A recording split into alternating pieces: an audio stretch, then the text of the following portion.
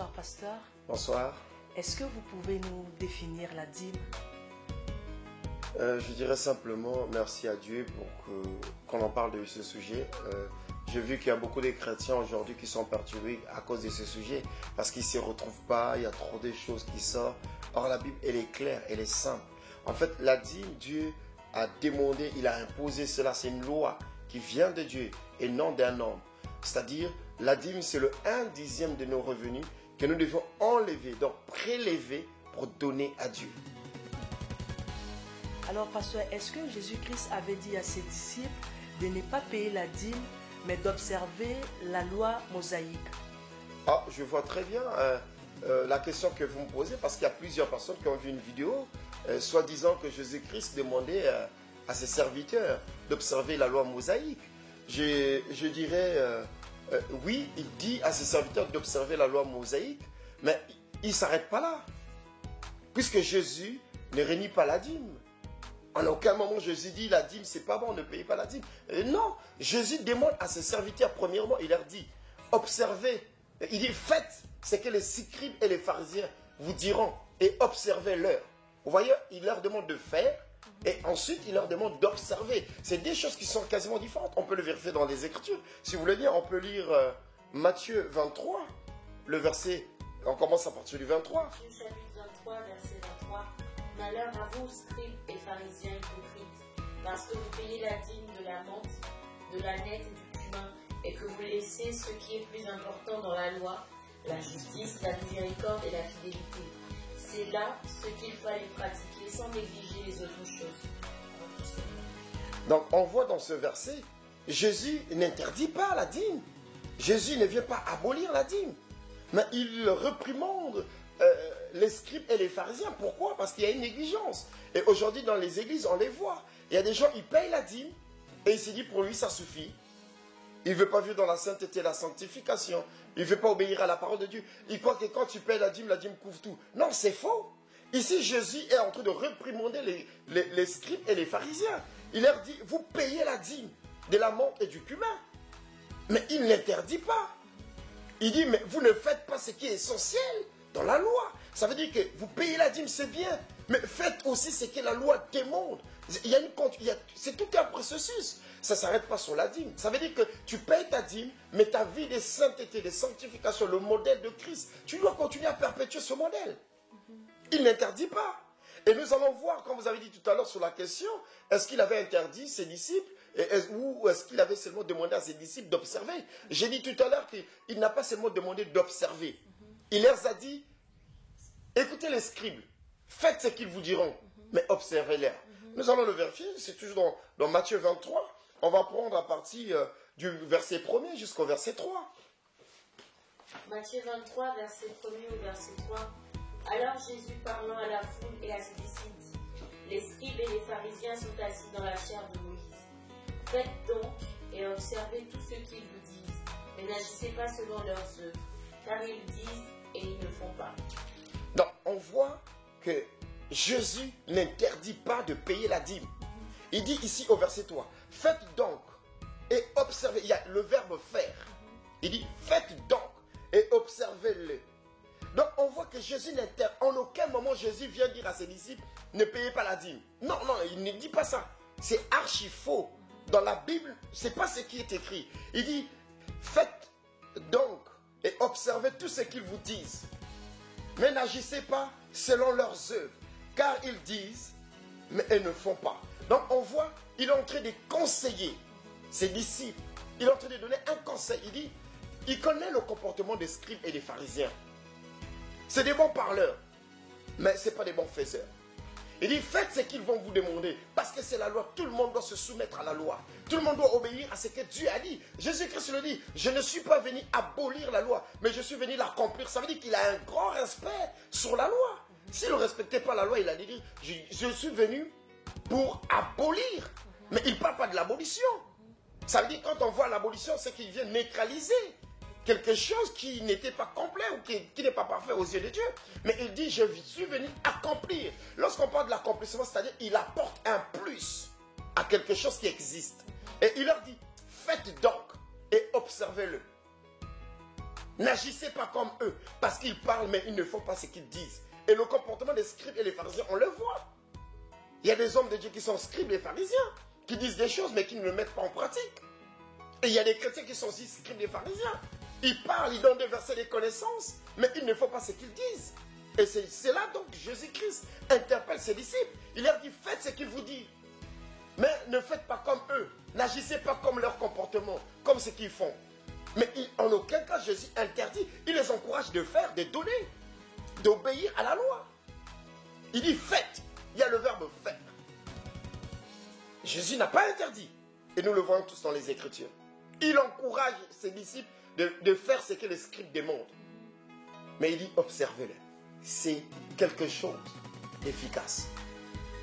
Jésus n'est pas venu semer les troubles en disant non, la loi, on ne paye pas la dîme, je suis... Non, ce n'est pas ce qu'il a dit. Il dit, je suis venu accomplir la loi.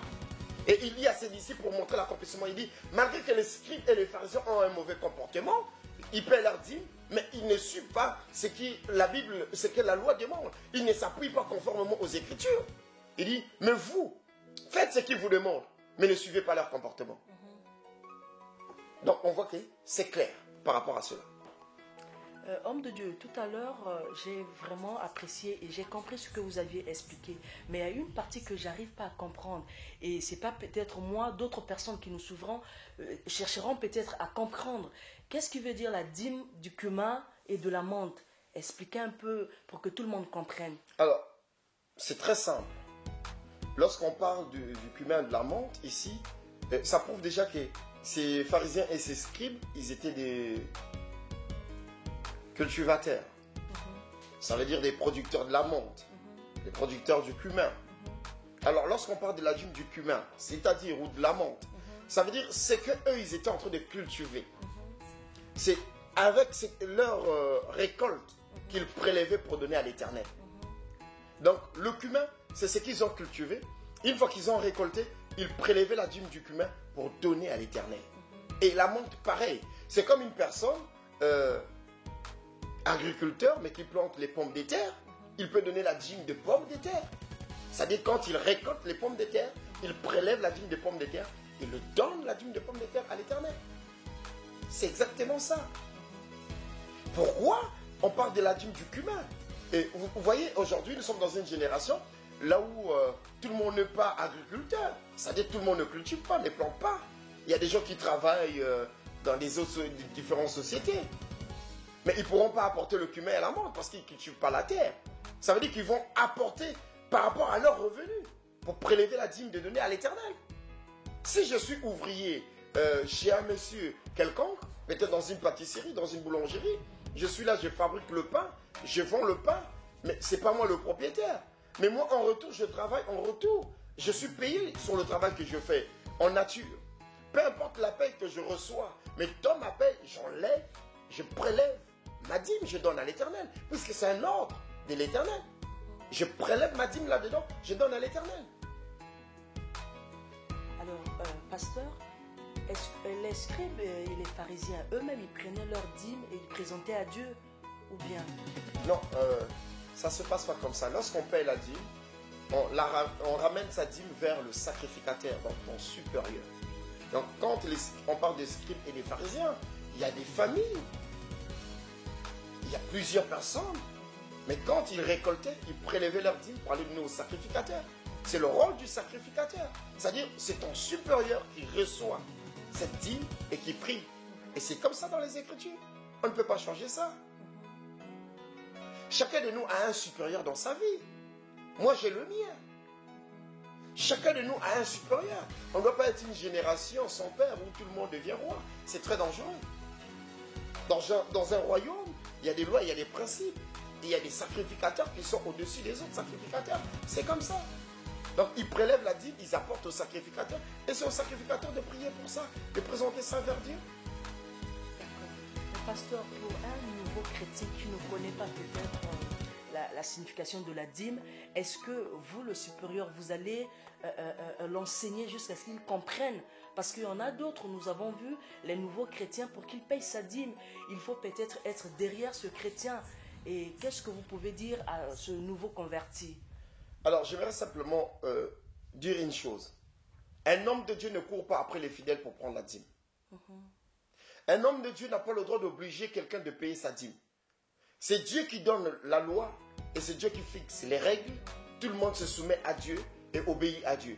Ce que l'homme de Dieu a le droit de faire, c'est d'enseigner comment payer et prélever sa dîme. Pour que la personne apprenne à lever sa dîme et donner à l'Éternel. Maintenant, ce qui concerne que la personne donne ou ne donne pas, c'est sa responsabilité avec Dieu. Je n'ai pas à courir derrière les fidèles pour dire, tu n'as pas payé ta dîme, j'ai pas envie. Non, ce n'est pas ce que la Bible me demande. La Bible, elle me demande d'enseigner, d'apprendre aux chrétiens à lever leur dîme et à donner à l'Éternel. C'est ça mon devoir à moi. Mais qui donne et qui ne donne pas, ça n'engage que la relation de Dieu et de la personne. Si la personne ne prélève pas sa dîme pour donner à Dieu, c'est Dieu qui réglera son problème. Ce n'est pas moi. Dieu lui demandera des comptes. Mais moi, mon devoir, moi, c'est d'enseigner pour que la personne comprenne une chose, qu'il doit prélever sa dîme et donner à l'Éternel. Pasteur, nous suivons toujours notre émission. Certains hommes de Dieu disent que la dîme ne se paye qu'en argent et non en nature. Comment expliquer cela? Je fais référence à ces versets qu'on venait de lire lorsque la Bible nous parle dans Matthieu 23, que les scribes et les pharisiens prélevaient et payaient leur dîme, la dîme du cumin et de la menthe. Je fais référence à cela. Et c'est pour ça que les gens parfois s'embrouillent, ils se trompent. Mais il y a une chose qui est, comme je disais tout à l'heure, c'est vraiment faux. Qu'on puisse croire qu'on doit seulement donner la dîme en nature, c'est faux. C'est archi faux. Je ne sais pas pourquoi on s'appuie à dire des faussetés aux gens. La Bible ne dit pas ça. Prenons Malachie. Prenons Malachie, chapitre 3, le verset 6 à 10. Que nous dit la Bible par rapport à cela? Malachie 3, verset 6 à 10. Car je suis l'Éternel, je ne change pas. Et vous, enfants de Jacob, vous n'avez pas été conçus. Depuis le temps de vos pères, vous vous êtes écartés de mes ordonnances, vous ne les avez point observées. Revenez à moi, je reviendrai à vous, dit l'Éternel des armées. Et vous dites, en quoi devons-nous revenir? Un homme trompe-t-il Dieu?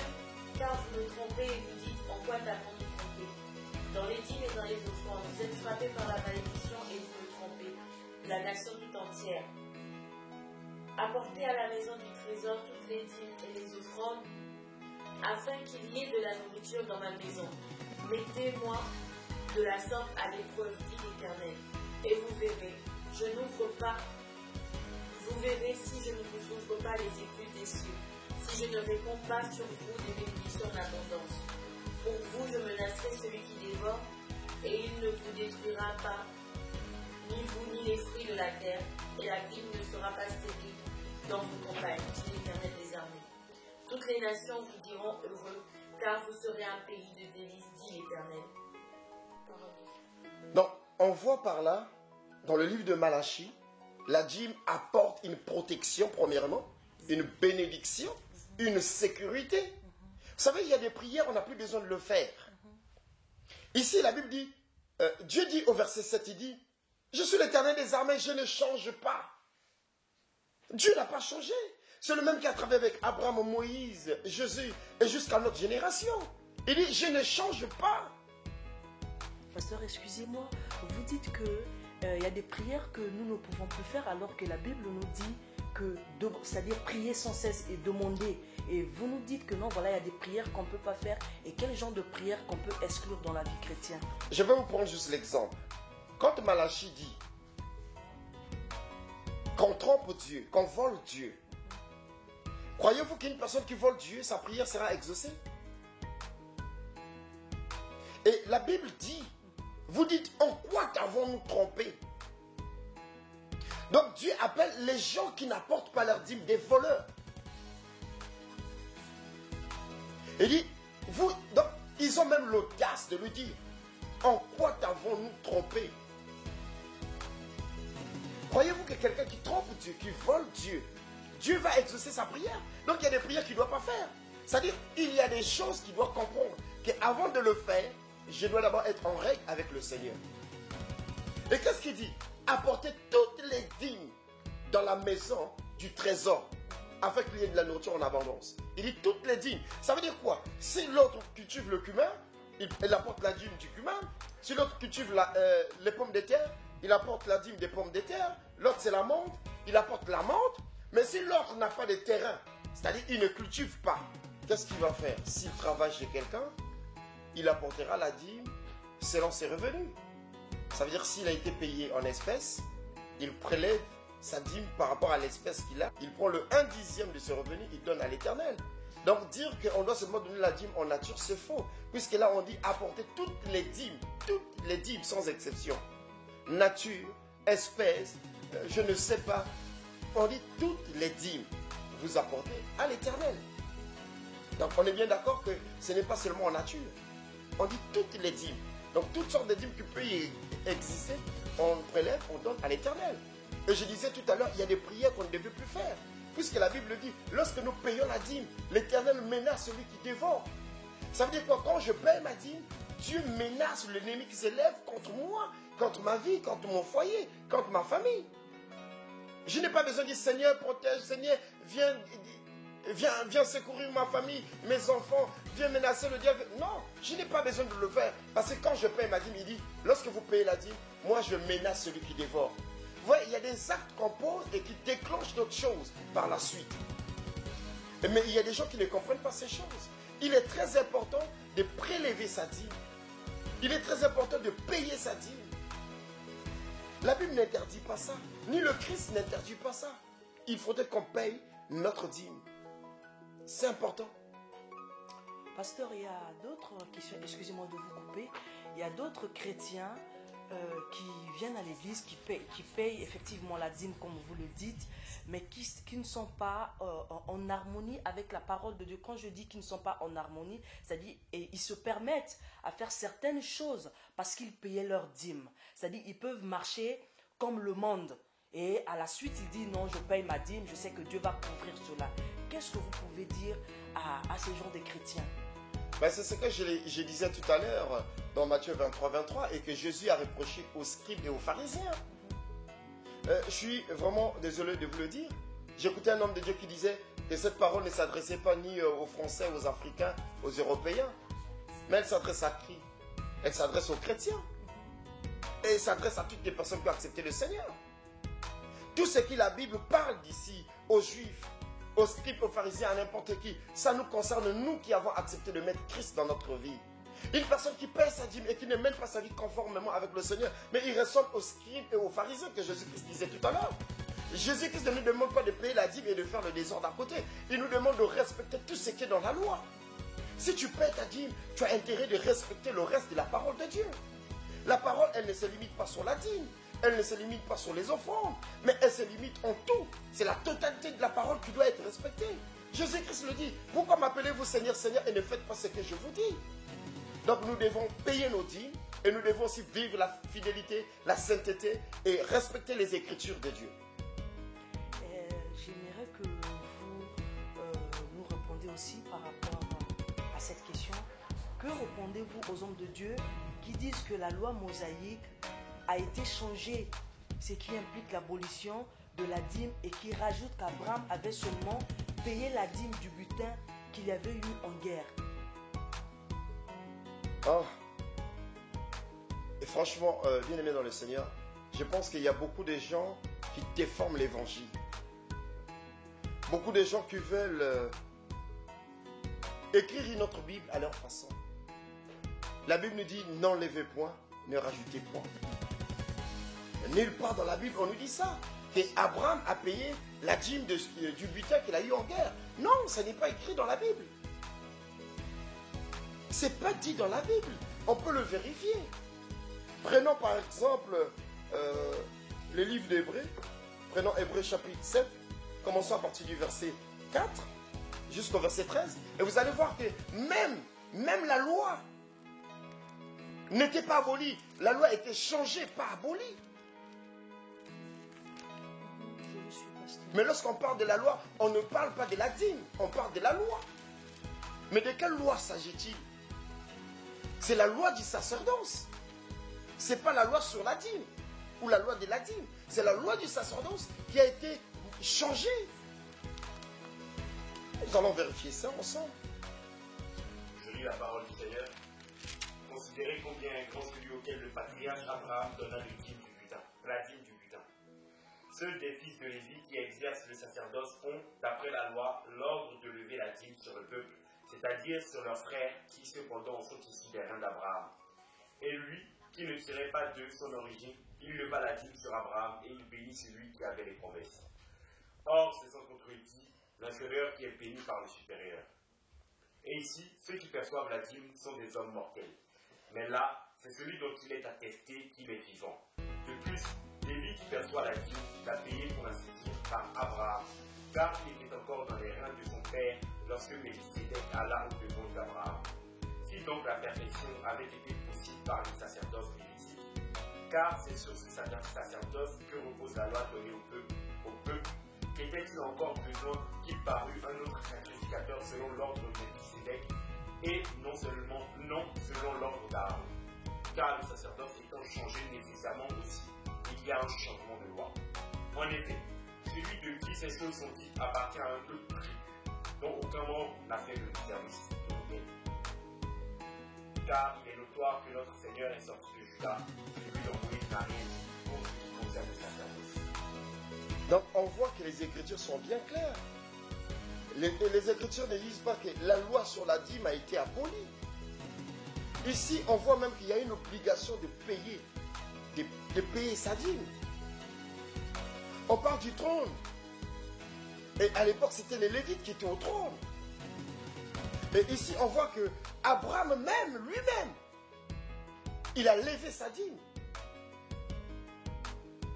Et on voit que la dîme est très importante dans la loi. Mais nulle part on a écrit que la loi a été abolie sur la dîme. Non. Et en plus, quand on lit bien les Écritures ici, on voit, la Bible explique qu'il y a eu changement sur le trône. Quelqu'un d'autre devait prendre le trône, gouverner.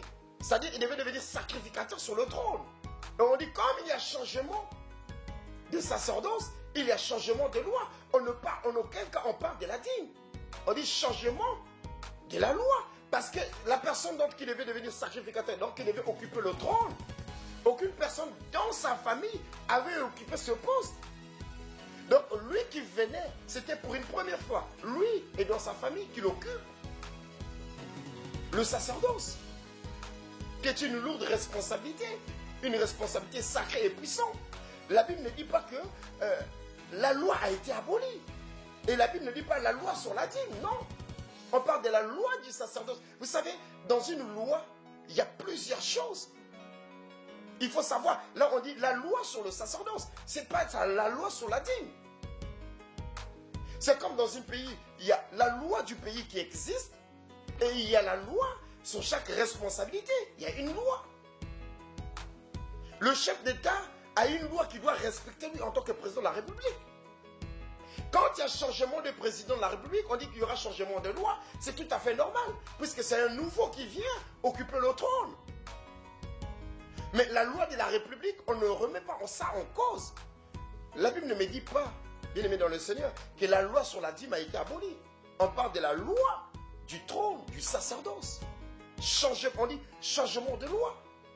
Et ici, dans Genèse, on nous dit Abraham a prélevé la dîme de tout. Et il a donné au sacrificateur Melchisédek, roi des Salem. Et on nous dit qu'Abraham avait donné la dîme de son butin qu'il avait eu en guerre. Mais lorsqu'on lit les Écritures ici, on voit que vers la fin, le roi de Sodome propose à Abraham sur la richesse qu'ils avaient eue en guerre. Il propose à Abraham de prendre la richesse et qu'Abraham lui donne les soldats qu'il avait. Et Abraham dit non. Il dit non. Il dit, c'est-à-dire Abraham c'est un visionnaire. Il dit non. Si je prends la richesse, tu diras un jour que j'ai enrichi Abraham. Lisez Genèse 13, vous allez voir la prospérité d'Abraham. Abraham était riche. Et quand on dit la dîme de tout, il a prélevé la dîme dans sa richesse à lui, qu'il a donné à l'Éternel. Parce que si c'était sur le butin qu'ils avaient eu en guerre, on n'allait pas dire que le butin n'appartenait pas à Abraham. C'était le butin de l'ensemble, puisque les soldats étaient partis combattre avec Abraham pour délivrer son neveu Lot. Donc c'était leur butin. On allait dire la dîme de leur butin. puisque les soldats font partie de cette butin. Mais on voit lorsqu'Abraham a la conversation avec le roi de Sodome, il lui dit, le roi de Sodome lui fait la proposition. Il dit, prends la richesse et donne-moi les hommes que tu as. Abraham refuse. Il dit, sinon tu diras que tu m'enrichis. Et Abraham jure devant Dieu. Il dit, je parle devant le Dieu très haut, que je ne vais pas prendre rien de tout ce qui a été pris là-bas. Je ne prends rien, même un fil, je ne prends pas. Si Abraham arrive déjà à dire au roi de Sodome qu'il ne prend rien de cet argent, de toute cette richesse, croyez-vous, bien-aimés dans le Seigneur, qu'il va prélever la dîme là-dedans? Puisque si le roi lui dit déjà, prends la richesse, ça veut dire que la richesse n'appartenait pas à Abraham. On ne peut pas prélever la dîme dans ce qui ne t'appartient pas. Abraham n'était pas aussi bête que ça. Excusez-moi pour le terme. Pourquoi les gens veulent nous emmener dans une situation qui n'est pas compréhensible? Abraham ne peut pas prélever la dîme sur une richesse qui ne lui appartient pas. Et la preuve, le roi lui propose la richesse. Il dit non, je ne prends pas. Donc la dîme qu'Abraham a payée, ce n'était pas la dîme du butin qu'il avait eu en guerre. C'était la dîme de tout ce qu'il avait, Abraham, comme richesse. Et il a prélevé, il l'a donné à l'Éternel. Et lorsqu'on parle de tout, qui sait s'il y avait l'argent? Qui sait? On dit la dîme de tout. Donc tout ce qu'il possédait, il a prélevé le 1/10, il a donné à l'Éternel. Il faudrait qu'on arrête à transformer l'évangile. Peut-être pour faire parler d'eux. Prêchons la vérité de la parole de Dieu. Et non, restons là en train de déformer l'évangile. Abraham avait refusé de prendre même un fil dans le butin qui a été pris en guerre. Il a refusé. Catégoriquement, il a refusé. Il dit, de peur que tu dises que tu m'enrichis, je refuse. Il avait déjà sa richesse à lui. Et il ne peut pas payer la dîme sur une richesse qui ne lui appartient pas. Même Dieu ne peut pas agréer cela. Quelqu'un qui paye la dîme, il doit payer la dîme sur ses revenus, ses propres revenus, pas sur les revenus d'autres personnes. Pasteur, jusque-là, c'est bien clair et nous avons presque à la fin de notre émission. Mais la dernière question que j'aimerais poser, pensez-vous qu'on peut donner aux hommes de Dieu au-delà de la dîme aussi? Mais vous savez, je vais vous dire une chose.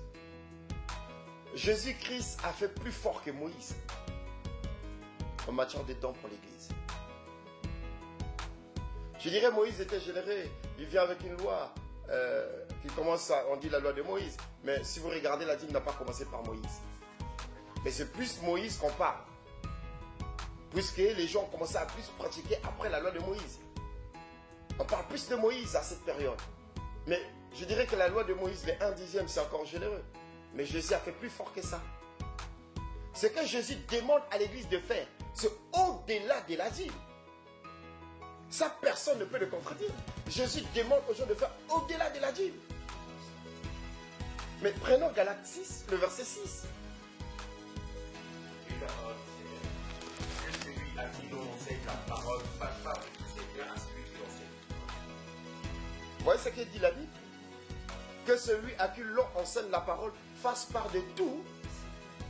Or, la dîme, c'est 1/10 qu'il faut prélever pour donner. Mais là, on lui dit qu'il fasse part de tous ses biens. Écoutez, parfois, c'est un peu embêtant. Lorsque je vois des hommes de Dieu qui sont bénis, ils ont peur de vivre leur bénédiction. Ils ont peur de se réjouir de ce que Dieu leur a donné. Sous prétexte parce que le monde crie Satan béni, Satan ceci. Quand on parle de l'argent à l'église, oui, l'évangile de la prospérité, c'est satanique, c'est démoniaque. Mais je vais vous dire une chose. Ici, c'est la Bible qui le dit. À celui que l'on enseigne la parole, fait qu'il puisse faire part de tous ses biens. Mais la dîme, c'est 1/10. On dit, tu peux donner tous tes biens à un homme de Dieu. À celui qui t'enseigne la parole. Maintenant, imaginons, je prêche l'évangile, les gens sont touchés. Il vient, il me donne une voiture, une maison, peu importe le don qu'il peut me faire. Vous croyez que je vais avoir honte d'utiliser la bénédiction que Dieu m'a donnée? Sous prétexte que la prospérité, c'est Satan. Mais c'est écrit dans quel livre? Ici, c'est la Bible qui le dit. Et quand vous partez dans Jérémie, que nous dit la Bible pour les promesses de Dieu sur nous?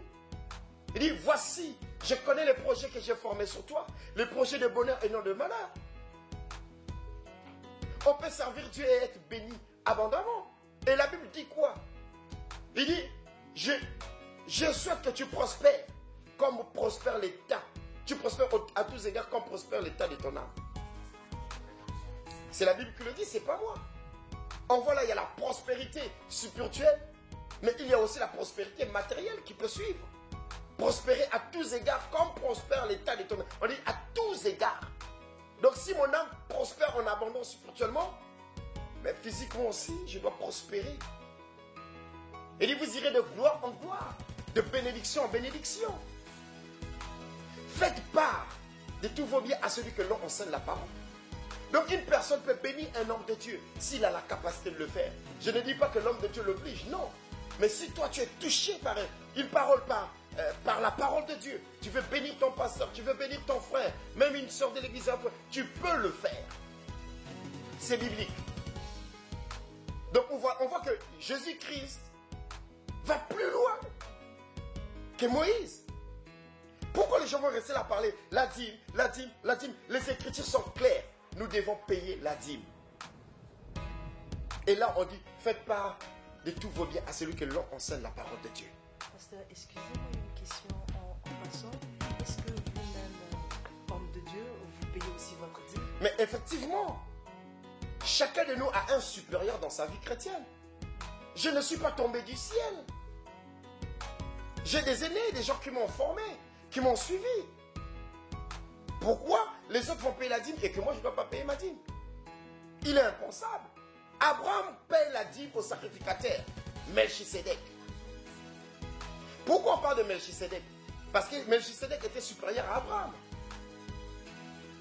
Et je disais tout à l'heure, on prélève notre dîme pour remettre au sacrificateur. Donc dans chaque vie, il y a un sacrificateur au-dessus de tout le monde. On est bien d'accord? Puisque tout le monde veut payer sa dîme pour respecter les Écritures. Simplement. Il n'y a pas de discussion. La Bible, elle est claire et précise là-dessus. Moi, je vais vous dire une chose. Moi, tout ce que Dieu me donne, je ne me gêne pas. Je me réjouis de tout ce que Dieu me donne. Je n'aurai pas honte de témoigner l'amour de Dieu dans mes biens et dans tout ce que Dieu me donne. Pourquoi? On est en train d'élever Satan tous les jours. On voit quelqu'un riche, c'est Satan, c'est... Non, c'est faux. Pour ceux qui veulent faire le vœu de la pauvreté, ça c'est leur problème. Mais il y a des gens qui n'ont pas goûté à la pauvreté. Demandez ceux qui sont à la pauvreté, ils vous diront non, c'est pas une bonne affaire. Comment on peut dire aux gens que quand tu es riche, c'est Satan? La Bible dit que Dieu bénit. Il dit l'or et l'argent m'appartiennent. Si Dieu ouvre les portes pour bénir quelqu'un, pourquoi on va discuter là-dessus? Pourquoi on va condamner? Pourquoi on va critiquer? Que Dieu me bénisse davantage, vous allez voir. Je serai parmi les gens qui vont témoigner la bénédiction de Dieu. Elle n'est pas seulement spirituelle, elle est aussi matérielle. Pasteur, comme Galates 6 le dit, Galates c'est la parole de Dieu. Donc un homme de Dieu peut imposer à un chrétien de payer la dîme parce que Galates le dit. Non, Galates ne dit pas d'imposer. Il dit bien à celui que l'on enseigne la parole, qu'il fasse part de tous ses biens. Lorsqu'il parle, il ne dit pas imposer. Il ne dit pas à un homme de Dieu d'aller demander. Ça veut dire quoi? Moi, j'enseigne la parole de Dieu. Les gens qui sont touchés, ils peuvent me donner ce qu'ils veulent de la part de Dieu. Ce n'est pas à moi d'aller courir derrière eux. Non, la Bible nous dit, donnez, donnez. Non, je n'ai pas ce rôle-là à faire. Je prêche la parole de Dieu en vérité. Et j'y crois que cette parole, elle est vraie, elle est puissante. Dieu touche les vies, touche les cœurs, qui me bénit en retour. Je n'ai pas besoin de demander la bénédiction. Lorsqu'on est dans la vérité de Dieu, les cœurs sont touchés et les gens font des choses naturellement. Il n'y a pas besoin de demander à qui que ce soit, obliger à une personne de le faire. Mais par contre, une seule chose qu'on doit savoir, Matthieu 7,7 le dit. Demandez et l'on vous donnera, chercher, vous trouverez. C'est-à-dire qu'un homme de Dieu, s'il est dans le besoin, je dis bien dans le besoin, c'est-à-dire il ne doit pas chercher à prendre des bénédictions, des versets, oui, donne, Dieu va te... Non, tu peux demander à ton frère, ce n'est pas un péché. Tu peux venir voir un frère, frère, j'ai des difficultés, est-ce que tu peux m'aider? Ma soeur, est-ce que tu peux me soutenir? J'ai tel problème. Dans la vérité et dans la clarté. Il n'y a pas à prendre un verset biblique à mentir les gens. Non, la Bible ne nous autorise pas à cela. Mais quand on dit, faites part à celui que l'on enseigne la parole de Dieu, c'est toi qui dois le faire naturellement. Ça doit être ton propre vouloir, pas une obligation. Et j'aimerais dire en passant, tous les hommes de Dieu qui abusent des fidèles, qui courent derrière les fidèles, qui leur mettent la pression, sous prétexte que la Bible dit. Ce n'est pas ce que la Bible dit. Les gens doivent faire les choses avec le Seigneur naturellement. Il n'y a pas une obligation, il n'y a pas une pression. Si la personne ne le fait pas, il n'est pas convaincu de le faire, il faut le laisser. Si tu pries un Dieu véritable, Dieu le touchera un jour. Et il n'y a pas que dans le matériel. Dans tous les domaines, la personne doit servir Dieu naturellement. Pasteur, pour les chrétiens qui ne travaillent pas, c'est-à-dire qu'ils n'ont pas de revenus pour payer la dîme, on est d'accord. Et est-ce qu'ils sont exclus de la société, de l'église bien sûr? Est-ce qu'ils sont exclus de l'église parce qu'ils n'ont pas de revenus pour donner à Dieu? Non, ce n'est pas ce que la Bible dit, ma soeur. On ne peut que payer la dîme lorsqu'on a des revenus. Quand on n'a pas de revenus, on ne peut pas prélever un dixième. Vous allez le prélever comment? C'est impossible. Et il n'y a pas de honte à ça. Quand on n'a pas un travail, on n'a pas de revenus, il n'y a pas de honte. On continue à servir Dieu. Il n'y a pas de honte à ça. C'est quand on a des revenus, c'est là où on doit payer la dîme. Mais s'il n'y en a pas, on n'a pas de revenus, on ne peut pas prélever la dîme. D'accord, pasteur. Pasteur, on est déjà à la fin, pasteur. Il y a d'autres hommes de Dieu, pasteur, qui n'arrivent plus à vivre normalement leur vie parce qu'ils ont peur de certaines réactions des gens, dans le sens que Dieu l'a béni et il ne peut pas s'exprimer parce qu'il a peur peut-être de ce que les gens pourront dire de lui. Et quel conseil que vous pouviez dire à ces hommes de Dieu? Je dirais simplement une chose. La Bible nous dit qu'on doit résister à l'ennemi avec une foi ferme. Quand Dieu te bénit, il n'y a pas de honte à vivre la bénédiction de Dieu. Et plus que vous allez être dans la honte, vous allez continuer à vous cacher. Au lieu de témoigner ce que Dieu fait en vous, comment Dieu ouvre les portes, vous laissez plus l'espace à l'ennemi de parler. Je conseillerais à tous les hommes de Dieu qui ont été bénis, témoigner la bénédiction de Dieu. Que ce soit matériel, que ce soit physique, que ce soit une vie de prière, témoigner la bénédiction de Dieu. La Bible nous dit une chose, la bénédiction de l'Éternel, elle enrichit. Elle ne se fait suivre d'aucun chagrin. Même si les gens te critiquent et condamnent, toi ta bénédiction, elle est protégée par Dieu. Vis ta bénédiction. Réjouis-toi du bonheur que le Seigneur t'a donné. N'aie pas honte des gens. Ne laisse pas la place à l'ennemi. Beaucoup de chrétiens aujourd'hui vivent dans la pauvreté. Ce n'est pas parce qu'ils sont pauvres, mais c'est parce qu'on les a influencés. On leur a donné une sémence de la pauvreté qu'eux, ils ne devaient pas accepter. Ce n'est pas un message de la prospérité. Mais Dieu dit, j'ai établi les projets de bonheur pour mon peuple et non les projets de malheur. La pauvreté est un signe aussi de désespoir. On voit les gens dans la famine en train de pleurer. C'est des signes de désespoir. Vivons ce que Dieu nous donne. Mais en toute humilité. Pas pour s'inventer, mais réjouissons-nous de ce que le Seigneur nous donne. C'est important pour nous. Et c'est comme ça que nous pouvons témoigner Dieu en tout. Nous devons le témoigner en tout. Je dis bien en tout. Ainsi que dans la prédication, ainsi que dans notre vie, dans notre comportement, dans notre attitude. On doit être des modèles et l'exemple de Dieu. Et je dirais simplement, soyez bénis. Réjouissez-vous de la présence de Dieu dans votre vie, de tout ce qu'il vous donne. La Bible dit quoi? Que ta volonté soit faite sur la terre comme au ciel. Si au ciel nous allons vivre dans le royaume de Dieu, comme on dit dans le paradis, et que tout est bien, on est heureux là-bas. Mais sa volonté qui est dans le ciel doit se manifester dans la terre, sur la terre plutôt. On doit commencer à vivre les prémices de Dieu ici. C'est pour ça que Dieu nous bénit. Il ne nous bénit pas pour qu'on puisse se cacher. Il ne nous bénit pas pour qu'on puisse avoir honte. C'est pour qu'on puisse exprimer la gloire de Dieu dans nos vies. Que la gloire lui revienne. Un mot pour finir, pasteur. J'aimerais encore bénir cette émission. Je vous demande simplement de continuer à diriger votre émission selon la clarité de l'évangile. J'ai dit que toutes les personnes qui suivent cette émission, que Dieu les bénisse. Continuez à suivre les voies de Dieu. Continuez à ramener les gens à aimer le Seigneur. Et que le Seigneur continue à travailler dans votre vie et dans la vie des gens qui vous suivent tous les jours. Et je bénis en passant tous les enfants de Dieu. Ceux qui servent Dieu en esprit et en vérité. Et ceux qui ont du mal aussi à le servir en esprit et en vérité, il y a encore de l'opportunité pour vous. N'écoutez pas les choses qui vous mettent en dérive de la parole ou hors de la parole. Soyez comme les chrétiens libérés. Lisez les Écritures. Quand on vous donne des versets, des petits versets, les gens s'arrêtent sur le chemin. Continuez la lecture. Vous allez voir que plus que vous lisez, plus que vous prenez le temps dans la lecture, Dieu va vous éclaircir. Évitez de vous asseoir sur les mensonges, sur les paroles qui ne viennent pas de Dieu, ni d'Abraham, ni de Moïse. Suivez le Seigneur avec fermeté, fidélité et sincérité, car Jésus est bon. Je l'ai goûté et je continue à le goûter et je l'aime. Donc je voulais simplement dire au revoir et soyez bénis, que le Seigneur vous fortifie et continuez à demeurer dans la fermeté de Dieu et à aimer le Seigneur plus que tout. À la prochaine, que Dieu vous bénisse.